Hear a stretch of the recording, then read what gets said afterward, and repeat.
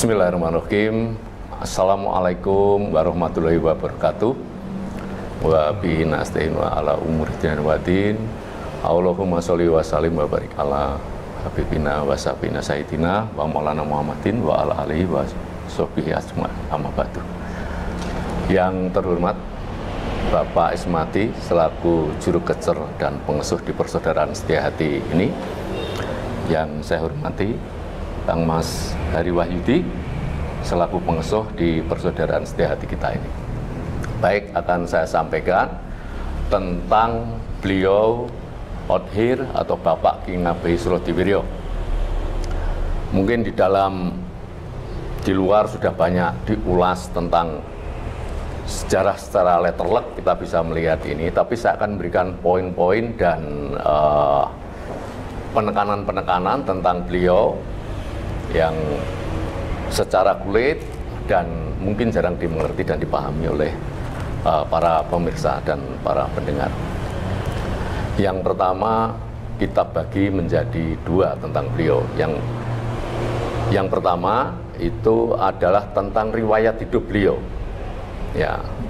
Yang kedua tentang perjalanan beliau mendirikan Setiahati sampai dengan beliau wafat meninggal 10 November tahun 1944 yang kita peringati kemarin tanggal 10 November, Hari Pahlawan. Itu luar biasa, yang bukan sesuatu yang kebetulan kalau menurut saya.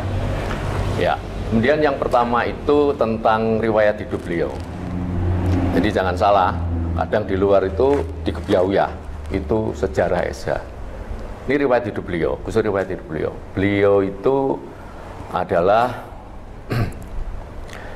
seorang yang lahir pada hari Sabtu Pahing tahun 1869. Ya. Beliau mempunyai, langsung aja secara singkat, mempunyai 5 saudara laki-laki semua, Mas Enggi, dan beliau ini adalah keturunan Bupati Gresik. Beliau mempunyai 5 bersaudara yang barep atau sulung. Itu beliau sendiri, yaitu Bapak Ki Ngabei Surodiwiryo atau yang masa kecilnya bernama Masdan, Pak Masdan. Ya. Yang kedua adalah Pak Noto alias Gunari yang domisilinya di Surabaya. Kemudian yang ketiga Mas Adi atau Mas Suradi yang domisili di Lok Sumawe, Aceh. Kemudian yang ketiga itu Bapak Wongso Harjo. Bapak Wongso Harjo itu domisili tinggal di Madiun saat itu. Yang terakhir adalah Bapak Karto. Bapak Karto Miharjo itu Kartodiwiryo, mohon maaf ya, Bapak Kartodiwiryo itu domisilinya di Jombang. Ya, di Jombang di rumah beliau, ya. Saat itu. Kemudian beliau ini juga mempunyai beberapa saudara yang terkait dengan keilmuan kita, ya, yang saya sebut ini. Beliau ada saudaranya, saudara waknya Pak Suromi Projo dan sebagainya, itu tidak perlu saya sampaikan. Yang terkait dengan keilmuan kita yaitu seorang Bupati Kediri, ya, itu beliau mempunyai sumbangsih, ya, mempunyai sumbangsih terhadap keilmuan kita, ya. Di salah satu keilmuan kita ada yang dari beliau yang intinya baru boleh disampaikan oleh Bapak Ki Ngabei Surodiwiryo setelah beliau wafat. Ya, itu nanti bisa dilihat di beberapa insert nanti, ya, tidak perlu saya jelaskan. Kemudian beliau mengembara, ininya seperti itu. Mengembara tidak perlu saya sebutkan satu persatu mulai dari mana. Mulainya saja tahun 1883, ya, beliau mulai setelah lulus SR, beliau mulai mengembara, magang di pekerjaan gitu. Selain beliau magang di pekerjaan beliau juga latihan silat sebagaimana hobi beliau. Sampailah kepada belajar beliau di Jawa Barat, di Bandung. Beliau menghimpun beberapa jurus yang tidak perlu saya sampaikan di sini. Menghimpun dari para jawara, dihimpun menjadi suatu pembelajaran beliau untuk kemudian beliau hijrah pindah ke Batavia. Di Batavia, Jakarta sekarang ini juga beliau merangkum beberapa jurus. Terus beliau pergi ke Bengkulu. Di Bengkulu beliau melihat bahwa pencaksilat di Bengkulu itu hampir mirip-mirip saja sama dengan di Jawa Barat. Akhirnya beliau mengikuti pekerjaan beliau. Ya, zaman itu waktu kolonial Hindia Belanda, jadi pindah pekerjaannya ke Sumatera Barat atau Minangkabau. Baru di situ beliau melihat ternyata pencaksilat di sana itu lain dengan pencaksilat yang ada di Jawa pada umumnya. Ya, pencaksilat merupakan suatu adat atau suatu yang berkaitan langsung dengan batin. Itu aja ya. Beliau mempunyai guru yang pertama di daerah Minangkabau, saya sebutkan aja, tidak apa-apa. Guru beliau yaitu Datuk Raja Batua, yang selalu kita ingat seperti beliau mengingat beliau dalam kita pada waktu masuk Setiahati. Itu kita ingat-ingat. Datuk Raja Batua itu mempunyai dua saudara. Yang satu Datuk Penghulu, kemudian adiknya Datuk Raja Batua itu Datuk Batua. Ya, jadi beliau inilah yang pertama kali di Sumatera Barat menjadi guru beliau. Nah, diakuinya oleh beliau itu guru beliau. Kemudian dalam satu perjalanan, gitu aja, disingkat aja, beliau tuh jatuh cinta kepada seorang gadis yang paham sekali akan tasawuf. Beliau mengajukan pertanyaan, beliau mau dikumpuli sama Eyang. Kalau saya jelaskan lagi, kalau yang lalu itu hanya gerambiangan aja. Jadi saya jelaskan bahwa beliau itu sudah nikah tapi tidak mau dikumpuli gitu. Nah, saudara host ya. Jadi dia mau kalau beliau bisa menjawab pertanyaannya. Apa pertanyaan itu? Siapakah sebetulnya Mas Dan Surodiwiryo itu, dan siapa sebetulnya si gadis pujaan hatinya itu? Kurang lebih seperti itu. Akhirnya dengan akal pikiran beliau tidak bisa menjawab saat itu. Akhirnya atas petunjuk teman dari Jawa yang bekerja di situ, beliau dipertemukan dengan Nyuman Ide Gempol, seorang punggawa kerajaan Bali yang diasingkan Belanda ke Sumatera Barat. Dari situ beliau mendapat jawaban yang pas. Ya, siapa sebetulnya King Abe Surodiwiryo, siapa sebetulnya calon itu, sampaikan oleh beliau. Akhirnya beliau mau dan menjadi istrinya yang sampai dibawa merantau kemana-mana. Akhir cerita di Sumatera Barat, 10 tahun kurang lebih di Sumatera Barat, beliau akhirnya hijrah atau silaturahmi atau menemui adiknya Mas Adi tadi yang di Lok Sungawe di Aceh. Di sana beliau juga berguru karena hobi beliau itu kan memang silat ya, pencak silat. Di sana bertemu seorang guru lagi, mendapatkan beberapa jurus permainan bawah seperti simpangan, seperti kucingan dan lain-lain. Ya. Dan yang semua itu orang Esa pasti tahu ya, orang Esa. Kemudian beliau dari Aceh langsung hijrah merantau lagi ke Batavia. Eyang Suro bekerja di masinis Tumwals, ya, kereta itu, tumbuk itu, bersama beliau. Akhirnya singkat perjalanan beliau dengan gadis Padang itu, beliau tidak mempunyai keturunan dan akhirnya dengan satu syarat yang karena tadi beliau Bapak juru kita kulitnya aja di Basuki ya, ini kita kulitnya aja dengan membuang sesuatu di Batavia, sungai di Batavia, melarung sesuatu, beliau akhirnya berpisah. Si gadis Padang tadi kembali ke Padang, Eyang Suro ke Bandung, mohon maaf, jadi tidak langsung ke Surabaya, tidak. Beliau di Bandung kurang lebih 1 tahun, akhirnya beliau pulang ke Surabaya menjadi polisi dinar. Ya, beliau menjadi polisi. Kemudian setelah jadi polisi, Singkat cerita, sampailah pada tahun 1903. Nah, ini kita masuk sejarah Esa. Nah, kalau tadi riwayat hidup beliau kurang lebih seperti itu, ya. Tahun 1903 mulailah embrio Esa itu berdiri.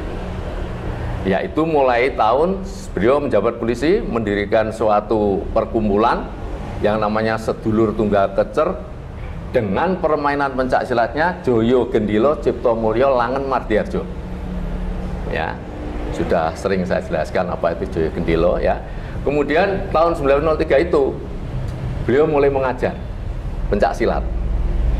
Ilmu yang diberikan itu adalah ciptaan, saudara host. Perlu saya sampaikan. Ya. Jadi bukan ngadop. Ngadop ini dapat bungus dari Teluk Bayur, terus plek, tidak. Ini dapat mungkin ya setelah di sana sama apa tidak? Jelas tidak sama. Ya, ini Betawen karena saudara-saudara sepuh dulu menyampaikan semua. Nah, seperti Pak Irman Bandung, beliau ke sini, wah Betawi nengkono aku ini permainan Sunda kok gak podo sama ini. Memang tidak sama. Jadi jangan salah. Maka dari orang-orang Esa seperti kita selalu mendidik kepada saudara-saudara muda. Itu pelapon kita itu eyang, karena Esa itu ciptaan. Esa itu diciptakan baik jurus, ya, bungus, langkah. Melihat langkahnya aja udah tidak sama dengan Minang. Ya, kita sendiri tidak tahu, tidak perlu kita sampaikan kan, kita kan bisa melihat, jadi kita bisa membandingkan. Nah, itu ciptaan. Sungguh seorang yang sangat jeni, Eyang itu bisa menyublim jurus yang jumlahnya ratusan dan sistem pencak silat yang jumlahnya puluhan. Bisa disublim atau bisa dirangkum, diringkas menjadi 36 jurus. Ya, jurus pertama sampai sesten detek. Ya, jurus. Itu semua berbeda sama sekali. Jadi Esa mempunyai ciri khas sendiri. Meskipun asalnya dari sana, tapi beliau olah.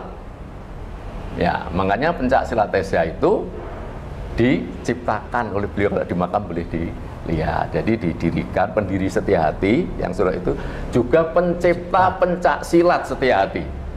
Ya, jangan salah. Jadi, wah kenapa kita harus bingung mencari ke Bali misalnya, ya Mas ya? Kita bingung mencari ke Sumatera Barat, ngalor ngidul, malah bukan Esa. Esa itu kumpulan, rangkuman dari itu. Nah, bukan seperti itu. Jadi dalam keceran disampaikan oleh Bapak Juru Kecer, kita menghormati Bapak Ki Ngabei Surodewira selaku saudara tertua. Seperti beliau menghormati guru-guru beliau baik di Sumatera maupun yang di Bali. Kemudian dari situ dijadikanlah jadi begini, kalau Datuk Raja Batua itu guru pencak silatnya dan kebatinannya, tasawufnya. Tapi kalau Nyumani di Gempol itu adalah guru kebatinan, bukan guru pencak silat. Nah, kemudian itu disatukan dua keilmuan tadi menjadi inilah ilmu Setiahati. Ya, jadi 1903 itu berdirilah dengan 7 orang yang pertama kali dikecer oleh beliau. Sudah bareng itu tidak bareng, tidak bisa bareng. Ya, mulai dari saudara-saudara beliau yang saya sebutkan tadi, kemudian ada seorang Belanda, Pak Knivel, itu keceran pertama yang Suro. Kemudian ada yang Injenengan sendiri, yang Suryo Apo, itu keceran Sedulur Tunggal Kecer pertama oleh yang Suro. Dengan permainannya pencak silat Joyo Gendilo, sering saya. Joyo itu suatu kemenangan, berjaya itu.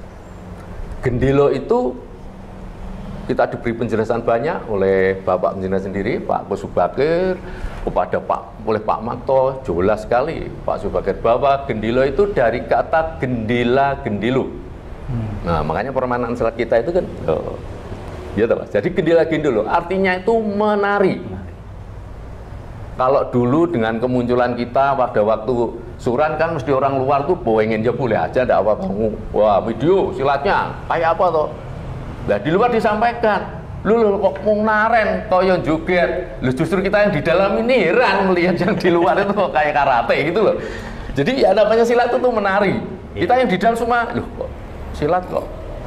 Nah, tapi tidak apa-apa ya, semua itu dengan pemahaman masing-masing ya. Jadi kalau di kita itu memang menaren, istilah sambung itu menaren Mas Engki ya, tidak bela diri, frontal komite, tidak seperti, tidak diwasiti. Sangat berbeda sekali dengan beliau belajarnya di Minang itu ya. Ya misalnya dari segi langkah saja sudah berbeda.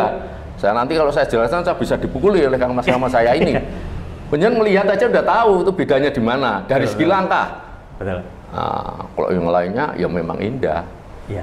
Kita nggak butuh, kita praktis. Ya. Oh, indah, kalau semakin luwih kan indah itu. Ya. Nah, kita nggak boleh, sebetulnya sudah ada aturan sudah. Ya. Nah, itu ciptaan. Ciptakan. Ya, jadi percuma kalau mencari Esa tapi dari melusuri yang tidak akan sama. Betul. Saya pastikan. Ya. Nah, karena saudara setua itu sudah lebih jauh meneliti hal-hal tersebut itu, Betawenya, permainan Sundonya berbeda dengan kita. Ya, saya lanjut ya. Mulai dari itu nama permainan pencaknya Jaya Gendilo. Gendilo itu menari. Dengan menari kita bisa menang. Jaya Gendilo Cipto Mulyo menciptakan suatu kemuliaan. Pencak silat kita itu menciptakan suatu kemuliaan. Sesuatu yang luar biasa. Yang Suro itu kalau sedang silat dulu, jangankan orang Esa, orang luar pun terkagum-kagum karena keindahan, kemuliaan beliau. Cipto Mulyo menciptakan kemuliaan. Ini kan berkait dengan akhlak kalau kemuliaan. Ya. Jadi kalau orang Esa kok terus di luar bikin huru-hara, merepotkan keamanan, ya mungkin capnya saja, titip nama Esa saja. Esa atau bukan bisa dinilai sendiri. Jadi menciptakan suatu kemuliaan. Ya. Langen Mardi Harjo. Jadi suatu rasa yang mengarah Mardi, mengarah ke jalan Harjo, keselamatan. Jadi harus seperti itu. Maka dari itu tidak bisa dipisah antara gerak fisik lahir dengan gerak batinnya. Penjen sendiri sudah sering silat. Mulai dari adek-adek, mulai dari pendirian, sudah mulai berjalan keilmuan, semua gerakannya dan seterusnya. Itu adalah Jaya Gendilo permainan pencak silatnya. Nama persaudaraannya, persaudaraan sedulur tunggal kecer. Artinya saudara-saudara yang dikecer oleh satu orang, yaitu Bapak Ki Ngabehi Surodiwiryo. Jadi yang ngecer itu hanya Bapak Ki Ngabehi Surodiwiryo. Tuh. Kemudian dengan berjalannya waktu, beliau tahun 19 ini secara Esa ya. Jadi ini masih sedulur tunggal kecer ini. Saat itu masih. Kemudian tahun 1905 dulu Mas. Beliau nikah untuk yang dua kalinya dengan Ibu Saryati. Nah, yang masih saudara jenengan itu. Yang dulu tinggal di Panti itu. Nah, dengan Ibu Saryati beliau bukan tidak punya anak ya, saya jelaskan. Beliau mempunyai 5 orang putra, ya putra putri, tapi sedo semua sewaktu masih kecil, begitulah. Dan seterusnya bla bla bla sampai yang jenengan Bu Anselin menempati Panti saat itu, ya. Oke, saya lanjutkan sampai 19. Ini mulai Esa ya, mulai sejarah Esa, mulai 1903 ini. Terus 1908 sudah mulai meluapnya rasa kebangsaan. Yang Suro akhirnya tahun 1912 mengundurkan diri dari polisi Belanda, jadi polisi dinar dengan pangkat terakhir mayor. Beliau mengundurkan diri karena meluap rasa kebangsaan itu. Ya, akhirnya beliau sempat diajak oleh yang jenengan, yang dititipkan atau diikutkan oleh pamannya yang ada di daerah ngapa-ngapa gitu, di daerah Banyumas. Ya, di sana sebagai pengawas atau opsir, ya, pengawas di pengairan sana. Akhirnya saudara-saudara di Surabaya itu kangen dengan beliau, ditinggal beliau sudah berdirikan tahun 1903, ditinggal pergi ke Banyumas. Nah, kangen. Akhirnya tahun 1914 beliau udah pokoknya diminta untuk pulang ke Surabaya dengan mendapatkan pekerjaan yang baru, yaitu di DKA. DKA itu sering tak jelaskan, bukan dinas, tapi jawatan DC waktu itu ya, jawatan kereta api di Surabaya. Ya toh. Dengan harapan apa? Saudara-saudara bisa tetap kumpul sama Eyang karena kangennya, bisa latihan terus di Sedulur Tunggal Kecer. Beliau akhirnya di sana dengan tambah banyak putra-putra beliau. Ya, akhirnya beliau setelah tahun 1914 itu beliau pindah dinas. Ya, masih di DKA, tapi pindah dinas di Madiun. Pindah dinas di Madiun tahun 1914, tapi beliau bekerja di DKA itu di sini di Magasin. Di bagian Magasin itu perbengkelan. Sudah kita ada banyak yang di itu masinis, di bagian perbengkelan. Lah, beliau menempati saat itu rumahnya bukan tidak langsung di Panti, Mas Enggi. Jadi beliau di Juritan sebentar, ya toh, terus akhirnya beli tanah di sini, di Panti ini, di Winongo. Makanya Esa kita itu sebut Esa Winongo, Esa Panti, Winongo, Panti, Winongo yang belakang itu menunjukkan tempat sebetulnya. Ya, Esa, kalau nama sininya ya Persaudaraan Setiahati saja, ya, atau Sedulur Tunggal Kecer saja. Persaudaraan Setiahati karena tempatnya di Winongo, namanya Winongo. Belum ada Esa yang lain saat itu. Ya, makanya orang nyebutnya Esa Winongo karena belum ada yang lain. Baik, saya tidak sebutlah. Pokoknya yang ada Esa itu belum ada saat itu, gitu Mas, belum lahir. Makanya Esa Winongo, Esa Winongo, nah, gitu. Jangan salah. Makanya di luar tuh sudah banyak kena framing salah nyebutnya. Wah, dan sebagainya ya. Oke, kita lanjut. Kemudian langsung ke 1917. Denggi ya. 1917 itu beliau dengan hasil perenungan beliau di Panti ini merasa kurang pas nama Persaudaraan Sedulur Tunggal Kecer. Dengan permain pencaksilat Joyo Gendilo itu dirasa kurang pas. Karena kata-kata Joyo tadi itu menimbulkan rasa rumongso dan menimbulkan rasa kesombongan. Akhirnya dibicarakanlah sama saudara-saudara. Ada salah satu dulu, dia masih ada yang usul buat aja Suci Hati, ada di dalam Nutulen ada.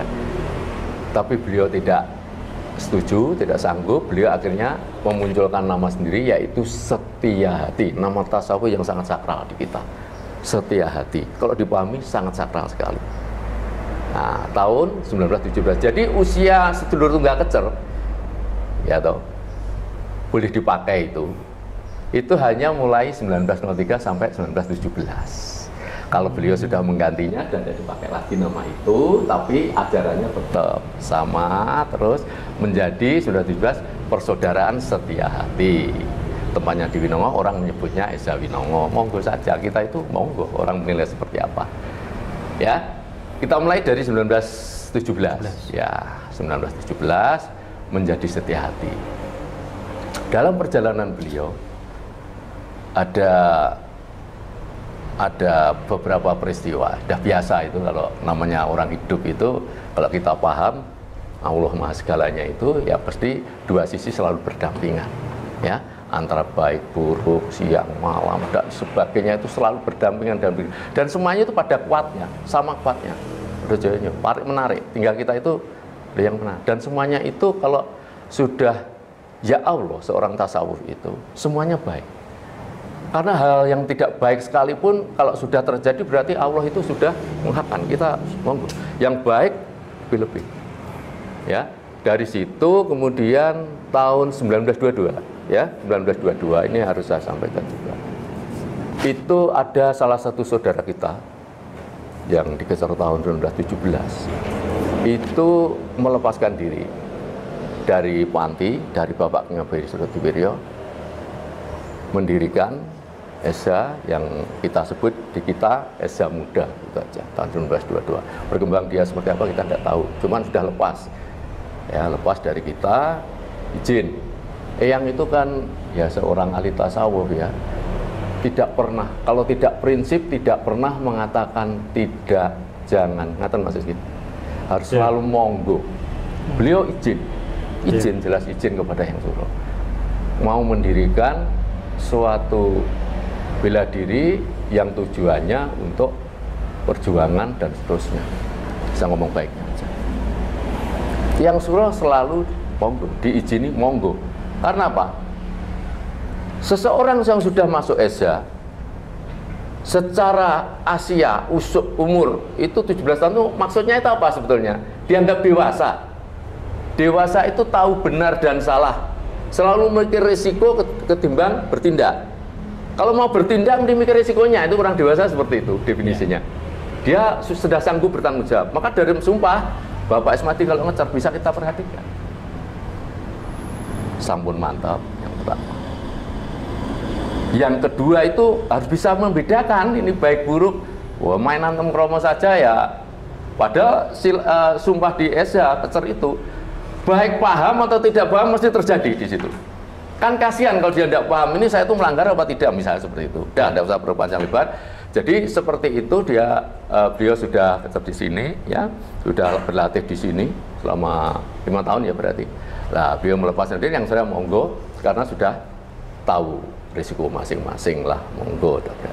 Akhirnya bla bla bla langsung ke 1932 ada juga saudara kita yang melepaskan diri dengan dalih ESA diorganisasikan dan sebagainya, dan yang jelas tidak ada kecocokan prinsip dengan Eyang ya, prinsipnya berbeda dengan Eyang. Maka dari itu beliau mendirikan di Semarang namanya SAO ya, namanya SAO mendirikan, jadi ya sudah lepas dari kita sehingga tahun 1935 nanti ada muncul di insert ya, itu Eyang membuat suatu pernyataan ya dalam bahasa Belanda dan ada terjemahannya. Saya bacanya saja Mas Inggi supaya tidak slip. Soalnya apa? Dulu itu hukumnya itu kembali, kalau kita kan DM, diterangkan menerangkan. Kalau dulu zaman dulu menerangkan diterangkan kayak bahasa Inggris gitu. Dan bahasanya pun juga memakai bahasa ya, memakai bahasa zaman itu. Bahasa Belanda itu yang paling paham kakak saya ini, sudah mahir banget ini. Saya bacakan ini anunya aja. Dan beliau putra bupati nanti beliau akan juga sampaikan. Buat di saat itu ya mesti pahami. Jadi untuk di kita itu tidak pernah lepas. Dulu Bapak Jenengan yang sangat paham bahasa Belanda. Ya Pak Makto, kita itu ya. Ya saya bacakan aja ya Mas Hengki ya. Nyun sewu Bapak. Nyun sewu Mas. Ini ditulis bahasa Belanda, langsung saya baca terjemahannya.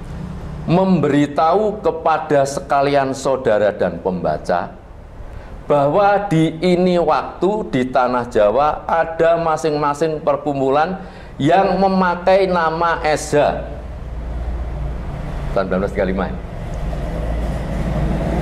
Umpamanya SHO yang saya sampaikan tadi, SHM, Esa Muda tadi, dan lain-lain. Mungkin masih banyak yang kecil-kecil yang kita tidak tahu lepasnya, yang kita tahu lepasnya ini. Maka dari itu sekalian pembaca saya minta jangan sampailah salah mengerti dan jangan kira bahwa perkumpulan tersebut bergandengan sama kita punya persaudaraan yang bernama ESA. Madiun 1 Mei 1935